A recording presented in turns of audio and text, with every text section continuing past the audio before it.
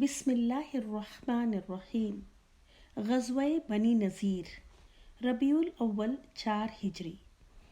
بنو نذیر نے بئر معونہ والوں کے ساتھ غداری کرنے والے ازل اور قارہ سے بھی زیادہ ایک خبیث سازش کی۔ رسول اللہ صلی اللہ علیہ وسلم کے پاس پیغام بھیجا کہ ان کے ساتھ جمع ہوں تاکہ آپ سے قرآن و اسلام کی بات سنیں، مناقشہ کریں اور مطمئن ہو جائیں تو ایمان بھی لائیں۔ چنانچہ اس پر اتفاق ہو گیا، جبکہ ان بدماشوں نے آپس میں طے کر رکھا تھا کہ ہر آدمی کپڑے کے اندر خنجر چھپا کر چلے اور نبی صلی اللہ علیہ وسلم کو غفلت کی حالت میں اچانک قتل کر دیں، مگر آپ کو عین وقت پر خبر ہو گئی اور آپ صلی اللہ علیہ وسلم نے ان کی جلا وطنی کا فیصلہ کر لیا۔ عمر بن امیہ ضمری رضی اللہ عنہ نے واپس آ کر جب بنو کلاب کے 2 آدمیوں کے قتل کی اطلاع دی تو آپ صلی اللہ علیہ وسلم چند صحابہ رضی اللہ عنہم کے ہمراہ بنو نذیر کے پاس تشریف لے گئے تاکہ وہ معاہدے کے مطابق ان دونوں مقتولین کی دیت کی ادائیگی میں اعانت کریں۔ انہوں نے کہا، ابو القاسم، ہم ایسا ہی کریں گے، آپ یہاں تشریف رکھیے، ہم آپ کی ضرورت پوری کیے دیتے ہیں۔ چنانچہ آپ صلی اللہ علیہ وسلم ایک دیوار سے ٹیک لگا کر انتظار میں بیٹھ گئے اور یہود آپس میں اکٹھے ہوئے تو ان پر شیطان سوار ہو گیا۔ انہوں نے کہا، کون ہے جو اس چکی کے پاٹ کو لے کر اوپر جائے اور آپ کے سر پر گرا دے؟ اس پر بدبخت ترین یہودی عمر بن جہاش اٹھا۔ ادھر حضرت جبریل علیہ السلام نے آ کر نبی صلی اللہ علیہ وسلم کو ان کے ارادے کی خبر کر دی۔ چنانچہ آپ صلی اللہ علیہ وسلم تیزی سے اٹھے اور مدینہ چلے آئے۔ بعد میں صحابہ رضی اللہ عنہم بھی آپ سے آن ملے اور آپ نے انہیں سازش کی اطلاع دی۔ اس کے بعد آپ نے محمد بن مسلمہ رضی اللہ عنہ کو یہود کے پاس بھیج کر کہلایا، اخرجوا من المدینۃ ولا تسکنونی بہا وقد اجلتکم 10 فمن وجد بعدہ یضرب عنقہ۔ مدینے سے نکل جاؤ، اب تم میرے ساتھ یہاں نہیں رہ سکتے، تمہیں 10 دن کی مہلت ہے، اس کے بعد جو پایا جائے گا اس کی گردن مار دی جائے گی۔ اس نوٹس پر یہود نے چند دن تک سفر کی تیاریاں کی، لیکن اسی دوران رئیس المنافقین عبداللہ بن ابی نے کہلا بھیجا کہ ڈٹ جاؤ اور نہ نکلو، میرے پاس 2000 مردان ضرب و حرب ہیں جو تمہارے ساتھ تمہارے قلعوں میں داخل ہوں گے اور تمہاری حفاظت کی خاطر جان دے دیں گے۔ اعوذ باللہ من الشیطان الرجیم۔ لئن اخرجتم لنخرجن معکم ولا نطیع فیکم احدا ابدا وان قتلتم لننصرنکم۔ اگر تمہیں نکالا گیا تو ہم بھی تمہارے ساتھ نکل جائیں گے اور تمہارے بارے میں ہرگز کسی کی بات نہ مانیں گے، اور اگر تم سے لڑائی کی گئی تو ہم تمہاری مدد کریں گے۔ سورہ الحشر آیت نمبر 11۔ اور بنو قریظہ اور غطفان بھی تمہاری مدد کریں گے۔ یہ سن کر یہود نے قوت محسوس کی اور رسول اللہ صلی اللہ علیہ وسلم کو کہلا بھیجا کہ ہم نہیں نکلتے، آپ کو جو کرنا ہے کر لیں۔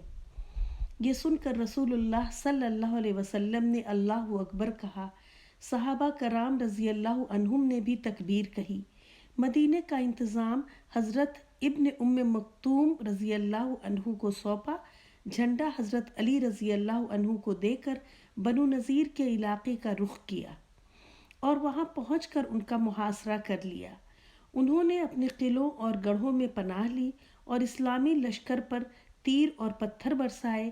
چونکہ کھجور کے درخت اور باغات ان کے لیے سپر کا کام دے رہے تھے، اس لیے نبی صلی اللہ علیہ وسلم نے حکم دیا کہ انہیں کاٹ اور جلا دیا جائے۔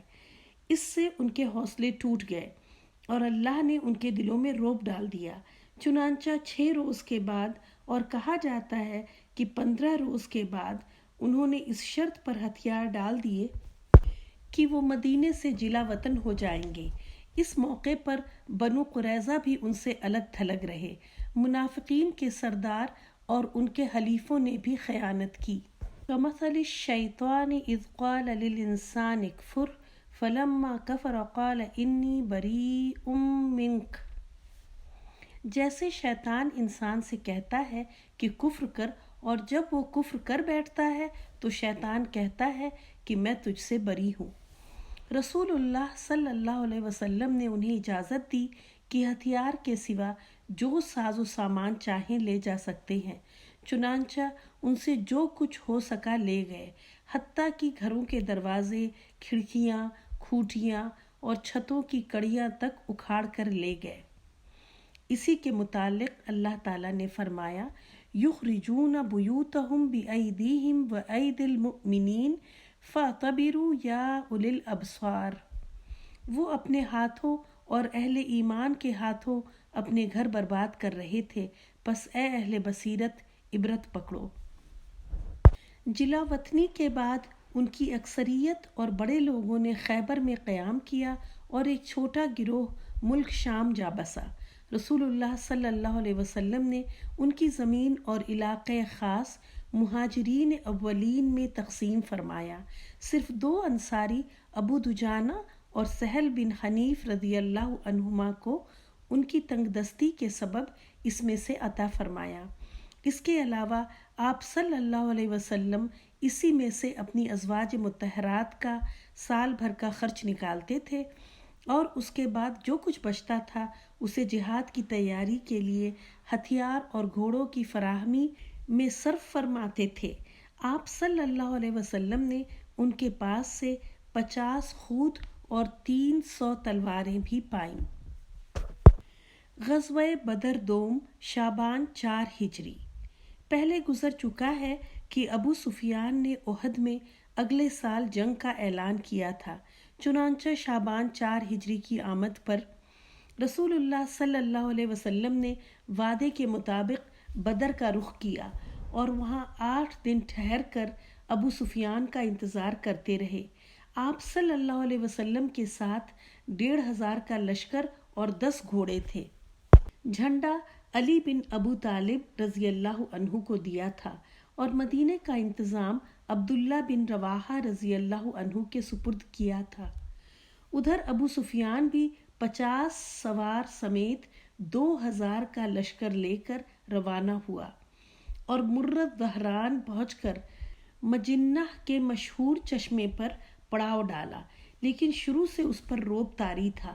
چنانچہ یہاں پہنچ کر اس نے اپنے ساتھیوں سے کہا جنگ اسی وقت موزوں ہوتی ہے جب شادابی اور ہریالی ہو کہ جانور چر سکیں اور تم بھی دودھ پی سکو. اس وقت خشک سالی ہے، لہٰذا میں واپس جا رہا ہوں، تم لوگ بھی واپس چلے چلو. اس پر پورا لشکر کسی مخالفت کے بغیر واپس ہو گیا.